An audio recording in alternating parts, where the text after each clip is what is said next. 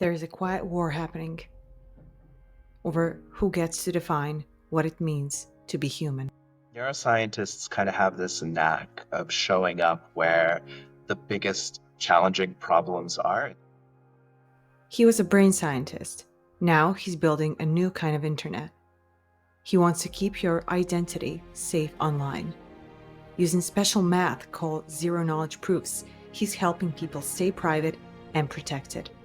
What did that project teach you about the power and, of course, the potential limits of decentralization itself? His work could change what it means to be human online. And that personhood should be something that nobody else grants you. It should be self-evident. It should be a natural right. My guest today isn't just building technology. They're building boundaries. Boundaries that say, this is mine, this is human, and this is sacred. Welcome to the Noelle Effect. From the neuroscience labs of Georgetown to redefining digital privacy and decentralized identity, Shady El Damaty is not just building technology, he's building something brilliant. As a co-founder of Holonym Foundation, his work is reshaping how we think about privacy and digital identity. Today, we go deep into the journey, the vision, and the world he's building. Shadi, thank you for joining me. It's a pleasure to be here. Thank you for the hype intro. I appreciate it. Well, it is a thing that really does deserve the hype when you look at the things that are happening. So why don't you start with the story, the beginnings? How did you go from neuroscience labs as a scientist to decentralized data privacy? I mean, what happened that the scientist became a founder in one of the most disruptive tech movements today? Yeah, it's interesting. Neuroscientists kind of have this knack of showing up where the biggest challenging problems are. I think we're all a little bit masochistic in the sense that, we're always looking for something difficult to torture ourselves with. Neuroscience being itself a very difficult area to try to do meaningful research in. So for me, it really started off looking at problems with interinstitutional data sharing. So how do we get universities from different jurisdictions, different countries, different data sharing laws? How do we get them to share data in a cloud infrastructure to power very computationally intensive tasks? At Georgetown, I was an investigator on a project for predicting brain age in developing adolescents. And we were using magnetic resonance imaging. So we would have adolescents come in every couple years, and they would perform a bunch of behavioral batteries and some neuroimaging tasks. And we collected tons of data. And we wanted to figure out, does the developmental age of the individual, does that match up to their chronological age? If you're 18 in time, are you 18 cognitively or physically? Mm-hmm. So as you can tell, you need tons of data to be able to do this. And we had collaborations with a few different universities, but we couldn't figure out how to get all of the data on the same infrastructure so that we could pre-process it and build the model. So I was hitting my head over this for a little while, and I needed to, finish up this project. I was on a timeline, and I do what I always do when I can't figure out a solution to a problem, which is organize a hackathon, bring in people smarter than you that will find this interesting and obsess about it for you, or along with you, actually. So I hitched my wagon to the Global Brain Hack, which is used to be an annual event. I don't know if it's still running, where universities all across the world would tune in. People would show up at their university campus. They would set up a live stream. Everyone would join the chat group, and projects would be pitched, and people would work on different things. So that was back in 2020, actually. I proposed this thing called decentralized science, or DSci. So how do we build a distributed data coordination and sharing infrastructure for researchers all over the world that doesn't depend on cloud service providers? Not an easy task. Yeah. And so that's where I met my co-founder, Nanak. He also is a masochist, and we started working on this problem. And turned out that IPFS was an excellent solution, where instead of uploading the data to the cloud and then having everyone access the data this way, we would create an interinstitutional cluster where data can be shared directly peer-to-peer. Now, this got me thinking, if we can do this for neuroimaging data, which is very, very sensitive, there's all sorts of issues here. Why can't we do this for other types of internet infrastructure? So we started off really building a lot of the primitive infrastructure to take this out of the laboratory and into the world. We've received some funding for this from foundations and from sources of support for developers. But one thing we really zeroed in on is not only do we need peer-to-peer communication, but we also need really strong privacy preservation by default. And that's when we started and happened upon the magic of zero knowledge proofs.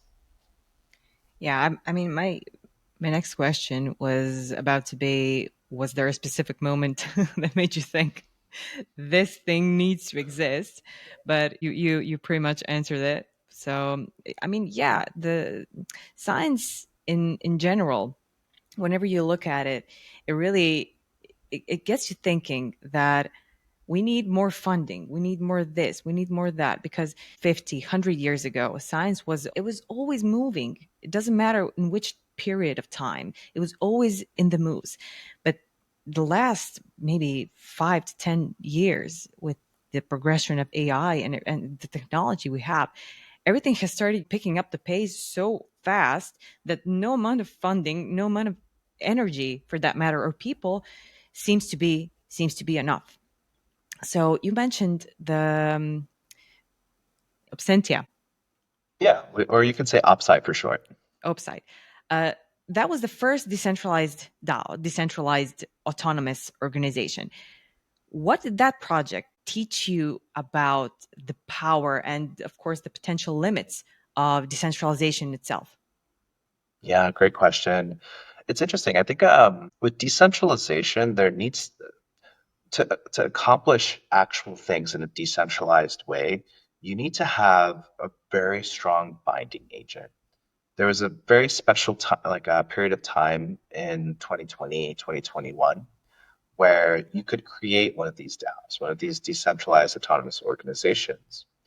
And you could, if you initialized it with a very difficult problem, say we want to decentralize the scientific infrastructure of the world so that it's more resilient, that it's more interoperable, that it's internet native, and it's plugged into open source infrastructure. We want to solve science this way. You ended up having, I mean, it's a crazy problem to try to solve, especially without any serious resources or funding. But you throw the question out there, and then the funding came, and the people came. Most importantly, some of the most talented, uh, you know, problem solvers I've met, like intuitively, intrinsically motivated to work on these things, not because they were getting paid a lot of money or something. And that's how we got started. Really, there was a bunch of people that felt strongly about solving a problem, and we came together. Now, I think it's a lot more difficult to do this today because 2020 and 2021, that was a very special time where people were open to change, open to doing things in a new way. And I think today it's a little bit tougher because some of the mechanisms are kind of frozen in place. But at least in the world of science, I would say there is a catalyst right now with some of the earth shaking changes that are happening at the NIH in the United States and the overall academic climate that's causing scientists and engineers to be thinking again. You know, um, maybe I shouldn't just be a person who just wants to do research. Maybe I need to be someone who creates the conditions to do my research as well. And that's a conversation we're starting to really see pick up with all along the spectrum from, say, special organizations that are doing like deep science ventures that are creating new alternative ways to incubate doctoral level research or postdoctoral research and take it to commercial application as quickly as possible, to say other DeSci DAOs that are experimenting with tokens and crypto as a way to raise funding for specific types of research. And then everything in the middle, from like fast research grants to say new nonprofits that are focused in one specific research area. So yeah, I think doing things in a decentralized way is one of the hardest ways you could be doing something, because the most effective way to do something is to have power and control over how that's done, and to be somewhat competent as well. But if you average out the competency and then you average it out the power and the control with decentralization, then you're going to slow things down. Things won't be as high of a quality. And if you want things to be higher quality, you're going to have to add more time to it. So there are these trade-offs, but the benefits you get are, one, you seed a movement. You're able to bring people in that can go off and do things on their own afterwards. And you introduce resilience. Now you're not one, but many. You mentioned tokens and crypto. A lot of these projects are based around that. And I know that you index about 500 terabytes of data on the Filecoin network. Can you tell us more about where's the correlation there? I'm a private investor, small investor myself in various projects. Some of them are actually based right around DeSci, because I enjoy it so much. And I have really, really high hopes and high beliefs in those people working in this new decentralized way. But can you elaborate on if there is a connection, and if there is, what is the connection there? So with crypto tokens, there's this idea that the token itself can be an abstract representation of the value where that token is exchanged or generated, or the protocol that it's a part of. One one idea or concept that was really popularized over the past couple of years is a crypto token is a manifestation of the value of the network. So it's all the people that hold the token, the institutions that interact with the token. It all comes together to capture this value. So when you purchase this token, you're buying into an ecosystem, into basically a network and a belief. In the same way that you might say, hey, like when you use a US dollar or a euro, you're buying into this entire mechanism that's behind that. But crypto tokens take that a little bit farther, right? So it's not just about buying a piece of paper, or buying into, I should say, a piece of paper, but now you have a mathematical object that's programmable, that could be used in many different ways, right? So in decentralized science, what we're seeing is this attempt to go from 0 to 1, where we create these tokens, we're starting to fund some research, and we want the research, the ideas, and the belief that doing research in science this way is the next way to really advance innovation and introduce more resilience into global research and development. And now it's still super early. We're still looking for the early success cases that prove this out. But you could imagine a parallel ecosystem or parallel infrastructure to the ongoing scientific research world, where, say, compute time or access to laboratory resources or materials, or even, say, compensation for participating in science or contributing to science, comes in the form of these tokens. And they're fungible for it, almost like a closed ecosystem. Now, that's one interesting way to look at it. I've known some other projects that have tried to go a little bit farther and even tie the value of the token to some sort of mathematical, somewhat deterministic process.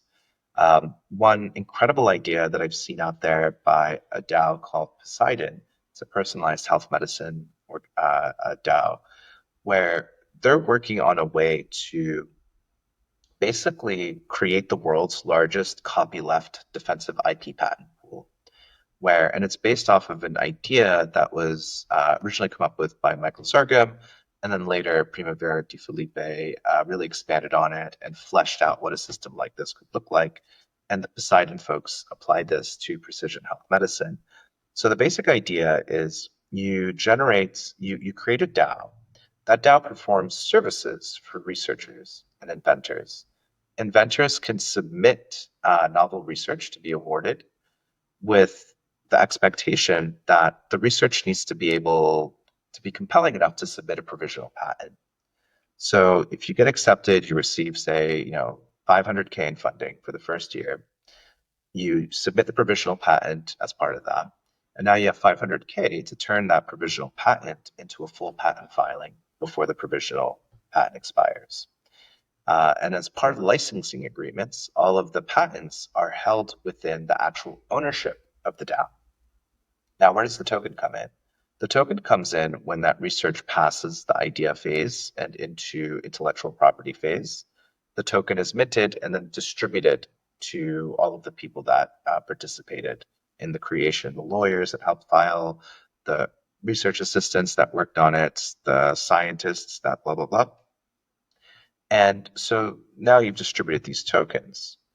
Now, that's kind of the first important event. The second important event is when the IP has real world utility. So if Pfizer or Merck or some of these other companies wants to perform commercial applications on top of this body of literature, that all these this IP that's inside the pool, they need to purchase the token off the market and stake it within the DAO as long as they want to use it for commercial purposes.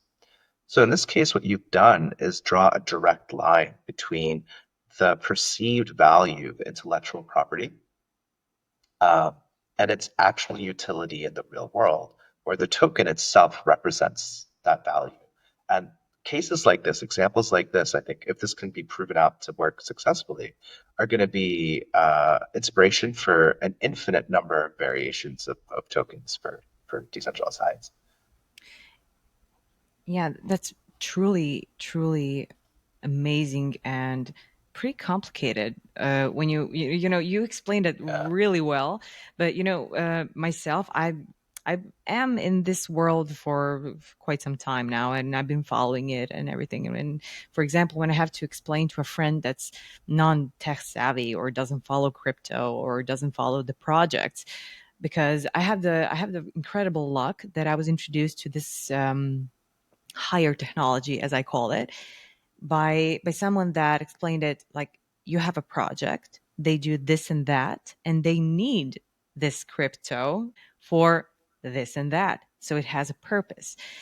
Basically, I was introduced to this world in a way that, shit coins and small non-utility quotes weren't really a thing. So only after that I was like, why does this even exist?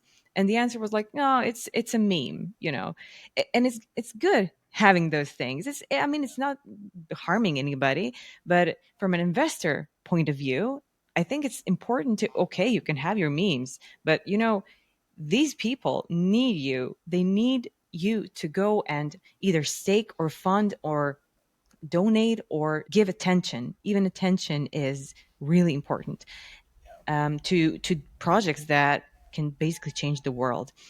And speaking of data and attention, Holonym is built on, you mentioned it already, on zero knowledge proofs. And in a world obsessed with collecting data and data being the new gold, in a form of speaking, you're building technology to protect that data. And why is that now important more than ever?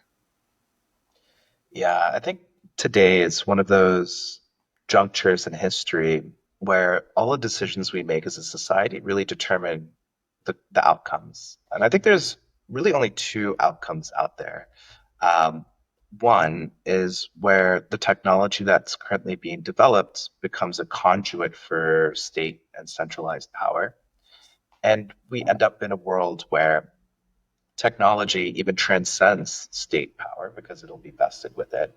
And we all end up actually in service to technology, right? So this could be, say, for example, if artificial intelligence fulfills its promises and we're able to create better ways of making decisions and coordinating at scale, you know, what are we going to be optimizing for? Are we going to be optimizing for human problems, or are we going to be optimizing for a black box function?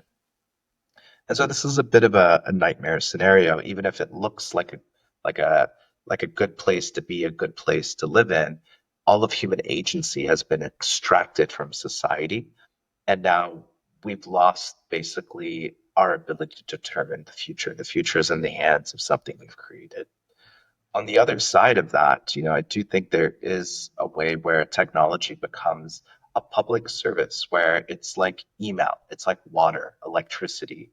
It's a public service protocol that is parameterized to enhance the lives of people, right? And in this world, the one distinguishing factor between this world and this other one is where agency is embedded as a digital right into technology. And you can't have agency without privacy. Exactly. And you also talk about proof of clean hands, quote unquote, as one of the parts of this human ID. And it for me, it sounds almost poetic, like proof of clean hands.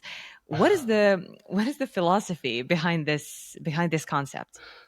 Yeah. So proof of clean hands, it's named because it proves that when you're interacting with an anonymous protocol or a private protocol, that your hands are clean, that you aren't a hacker, that you're not on a sanctions list, that you haven't, say, broken the moral code or the social contract of the community that you're entering. So proof of clean hands is our way of bringing in accountability to private ecosystems.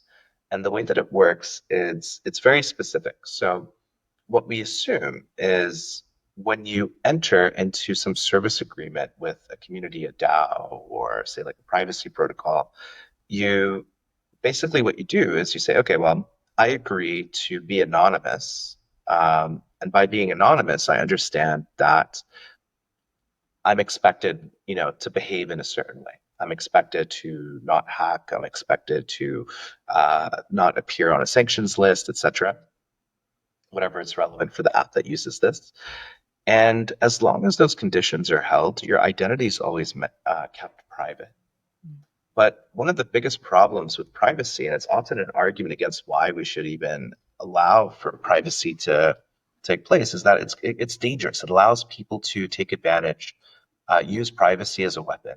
Mm-hmm. So what's missing is accountability, where somebody who does, say, enter the community and then goes back on the agreements of that community, their identity can then be decrypted to a predefined third party.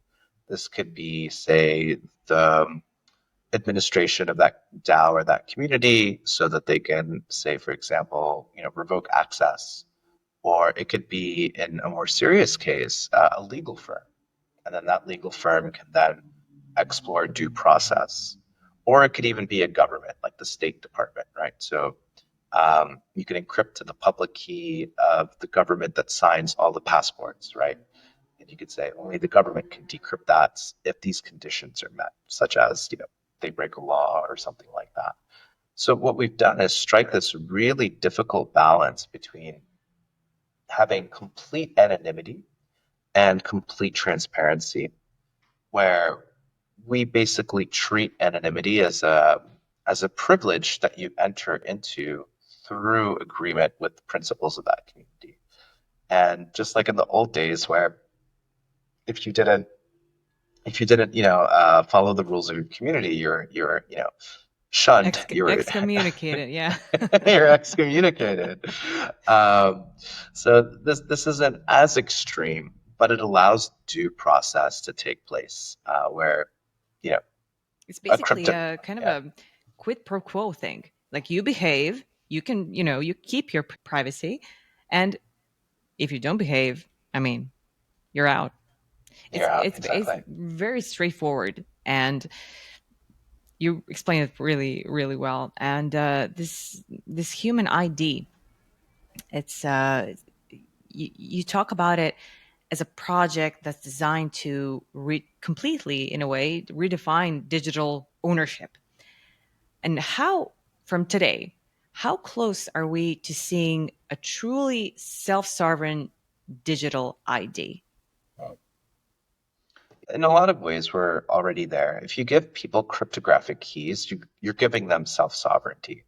If you can give them keys that they can't lose, that can't be censored, that can sign transactions on different distributed networks and blockchains, they have everything they need to be a self-sovereign individual. I mean, maybe they can't open up a bank account or register a business just with those yet, but at least to be able to do business completely on the internet in a native way, you can do so. Now, there's still a lot of gaps to plug in. Ideally, we would be able to show a random QR code or hash at the airport and pass through the gate. So how do we get governments to actually adopt this? And more importantly, how do we get governments to accept a compromise where not only, are we going to have the benefits of cryptography for security, but also where the government realizes that it can't have the same levels of access and backdoors into technology and people's devices as they used to. So navigating this conversation is going to be, I think, the most difficult, challenging one if we're truly going to get self-sovereign identity. Otherwise, a lot of the solutions we'll end up seeing, like, for example, what's being rolled out at the EU level, are going to be a little bit more of a compromise where it's the government setting the standards and everyone else having to opt in, not even opt in, but like have to use whatever the standards are. Uh, that's my biggest concern currently. Yeah. Yeah, because it's sometimes I'll be frank here and say that each time that somebody says, "Oh, we need to explain this to the government," I think about I don't know if you've seen it, the video of the TikTok CEO, I think. He's Singaporean. He came to the States where, they were they were talking about, is TikTok ruining our privacy? What are they doing? It's a Chinese kind of app. Actually, the main question was, what are you doing with our data? And the questions there that they posed to the man, I mean, he was really doing a great job answering those questions. He kept his cool and everything, but they were asking questions like, can TikTok access the home Wi-Fi network? And you look at it and you say, like, man, do you work in the government, or are you from Mars? Like, is this your first day on Earth? How can you not, know answers to these questions? Yeah. And basically, now this is an exaggeration, of course. There's maybe they were confused at the moment, but it came out really funny. But at the end of the day, it actually is. You need to explain something that will benefit everyone, except criminals and the bad guys, of course. But you need to explain this to those people. And it's not an easy task, because when you look at, probably to your friends and to my friends that are not tech savvy and that are not, researching and reading about these things, it's really hard to, in 5, 10 minutes, half an hour, to give them something that you've been reading about or researching or building, in your case, for years.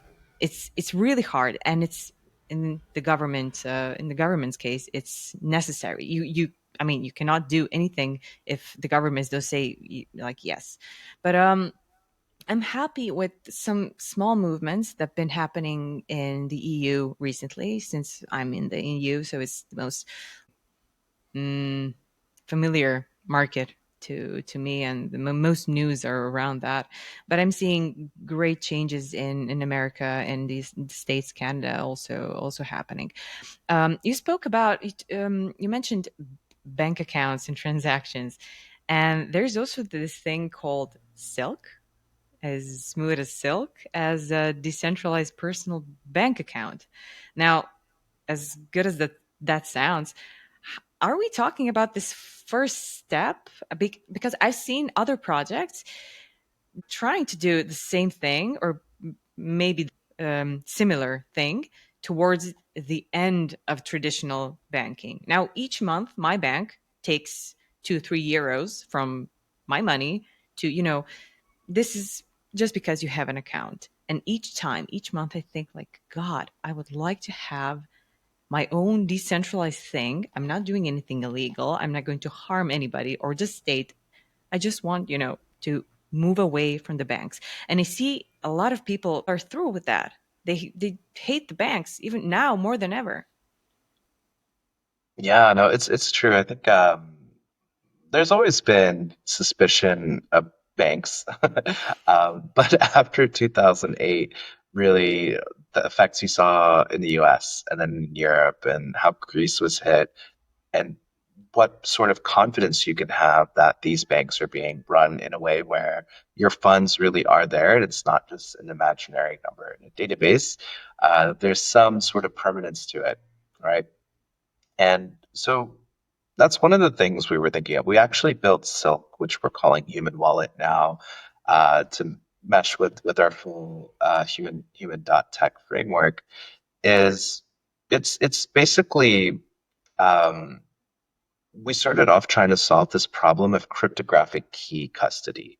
If you can give people keys that only they can recover, that they can't lose, that are compatible with most blockchains today, then you've given them, in effect, liberty to do anything that they can do on the internet with privacy and security.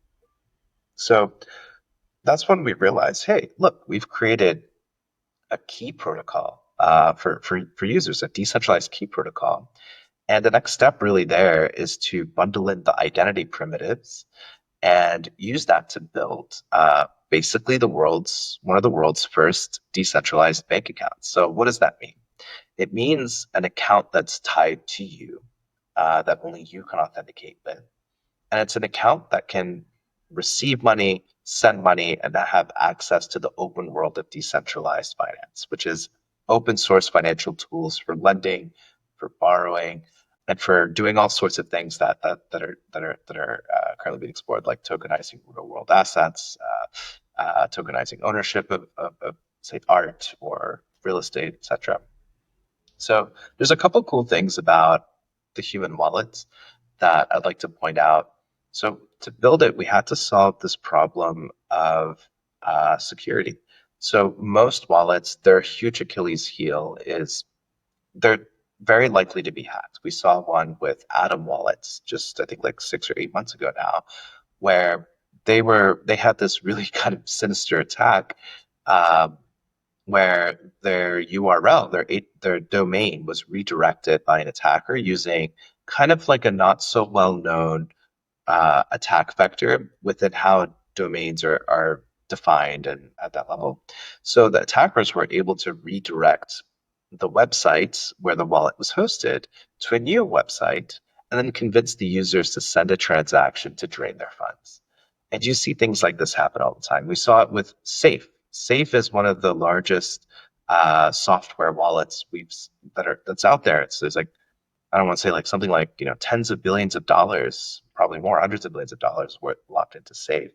There was a huge hack with an exchange, an actual crypto exchange called Bybit. I think it was like about $1.2 billion was drained from their Safe account by suspected North Korean hackers. And that was because they were signing a transaction that they didn't know was a bad transaction. So how do you solve these problems? We went to the drawing board and we invented a completely different architecture for wallets. It's called 2PC MPC. And the way that it works is it leverages existing cryptographic research and we remixed it where we take the key, we break it into two pieces. One of the pieces of the key is derived from your humanity. So from who you are, what you have, what you know, you can create this first key. The second key is kept somewhere else, where even if you lose, say, the device or some malware infects the device, or say you even have to defect because somebody is forcing you to, you still can't recover this key. You'll have this other key that's kept in pieces on another server that has specific policies in place. And it's actually an example of using AI to defend the user against other, say, malicious bots or phishing attacks or hackers. where that AI will estimate the risk of any given transaction. Has this been an account that you've interacted with before? Is this, contract in a blacklist? Has it been reported, et cetera, et cetera? And then you can decide really what level of security you need. So if that occurs, you would have to present additional authentication, right? Or have a mandatory waiting period, for example. So with this architecture, we're able to bring many of the same securities and guarantees that a brick and mortar real world bank has. Because with the bank, right, they can reverse the transaction, they can send you your money back. In crypto, that's not so much the case. So you need to have really strong security. And with this wallet, it's the closest that we've come to parity with traditional banking, really marking the beginning of a new era. Yeah, hopefully, hopefully. Just recently, I was by a very smart person. I was introduced to this paradigm in a way that says each time that a new revolution happens, for example, the Industrial Revolution, and people, when things started happening, they were happening despite of what anybody thought. And they did not, at that moment, they did not have a society or a community or a set of rules that were made for the new age that was there. It was already there. So right now we are in the age of AI, and new things are happening every day. Every day you see good things and the bad things happening, all because of AI. And can you give us insight on how do you navigate these waters where AI is becoming, some will say, kind of a loose cannon, and how does Holonym and the technology you're building and other technologies that are being built, because I believe at some point that all of you guys that are working on similar things, at some point you guys will just like intertwine like puzzles, and things will become okay. Yeah, I'm using Holonym, I'm using this, oh, they're also good. So I believe, and I really hope truly, that there will come a time in near future, hopefully, where these things become the mainstream. In the meanwhile, we don't have a society that's built for AI. And how do you, the technology you're building in Holonym, how do you navigate those mid waters in this period in between? Yeah, great question. I think like that, yeah, that's been never a better time to have these conversations. Right now, we're in this phase of history where progress is accelerating. And this accelerationism has actually become a point of worship by some people, right? Or Ray Kurzweil or some of the real technologists out there like Andreessen Horowitz or Peter Thiel say we need to keep moving faster and faster and faster. And you might throw your hands up in the air and say, wait, like, look at all these terrible things that are happening. War is changing, medicine is changing, biosecurity is changing, everything is changing, and not always in a good way. So, this trade off between technology accelerating faster because there's something good at the end of the world, at the end of the world, at the end of the line, could be the end of the world, as opposed to, hey, there's existential risks. Every time we move forward, we're opening a new Pandora's box. And it's not just one, it's many, and there's tons we're going to have to deal with. So how do you strike this balance? One approach has been this idea of differential accelerationism, where we accelerate because we have no choice. We can't go backwards, we need to go faster. But we need to accelerate with thought into how do we reduce existential risks. So reinvesting time and energy and resources into safety enhancing technologies for civilization. So things that reduce information warfare, that reduce fragility in our energy systems and our infrastructure and our ability to coordinate. Now, one thing we've noticed, and we're big proponents of the DACC movement, but one of the big challenges we've had in communicating this and figuring out how do we organize as a group is how do you align humans, right? So, my answer to your question is we do this by putting humans at the center of technology. We create basically a set of principles that are community curated, that are adaptable, that can change over time, but require significant effort to do so. And you put these principles, embed them into technology by default. So these could be things, for example, like crypto key self-sovereignty, so that if you have your key, an app should only give a user a key if that key really truly belongs to them and can't be taken out of, say, like a third party provider. Um, where we have things like universal personhood, that if you're on the internet and I need to decide between hiring a real human or interacting with a real human or a bot, I should be able to tell the difference. And that personhood should be something that nobody else grants you. It should be self-evident. It should be a natural right. Um, so we think that with a kind of a blueprint like this, something that we're calling the covenant of humanistic technology. This allows many projects to figure out how their puzzle pieces fit in together, because it's not one thing that one group or one small community can figure out. It's really something that needs to emerge organically through the people that need it the most, I think. Putting the human in the center of the time today is actually not that mainstream, because everybody's talking about, okay, when or how will AI become sentient? What is I don't know what's going to happen with the ethics, the laws, when some people say even not if but when AI becomes sentient, what will you then? But it's becoming more of a philosophical matter, because this is a matter that even people that are not in tech talk about, like how will the world look like. But the good thing is, and the things that give me hope personally, are the projects like yours, because you're making a blueprint, even as small as it can be. It's giving people and the community and the society in general some sort of direction, like, this is good, follow this, and we will probably all be okay. Yeah. um, Speaking of the human element, I would like to ask you personally a question.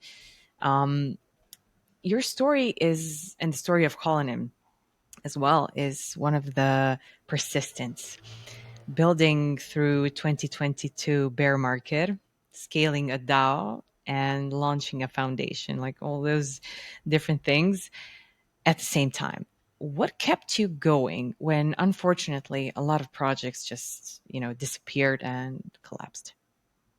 Yeah, I think that's a good question. It's honestly, looking back on it, I can say a lot of things in retrospect, right? Like community, like kind of uh, irrational belief in what we were doing.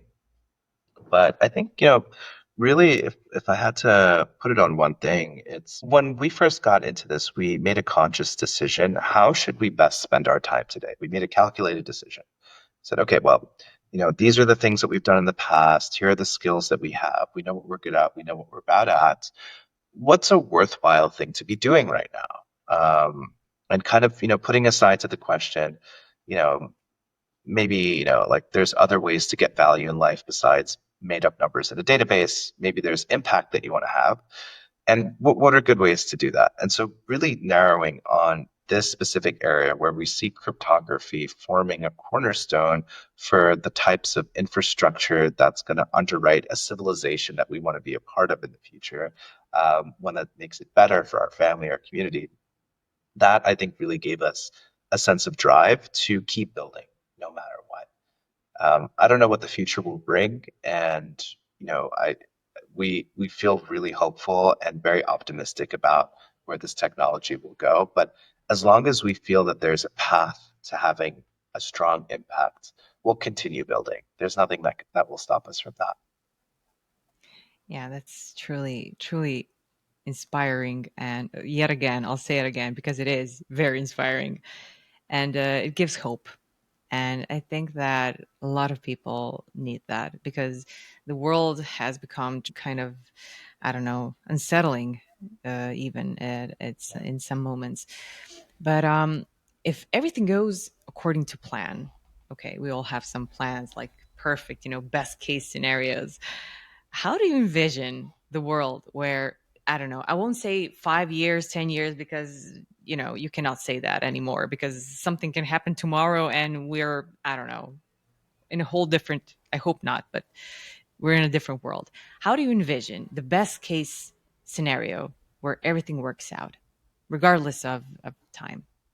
Yeah, I think on a like 10 to 15 year time horizon, I think what we'll see is the emergence of a new infrastructure for civilization.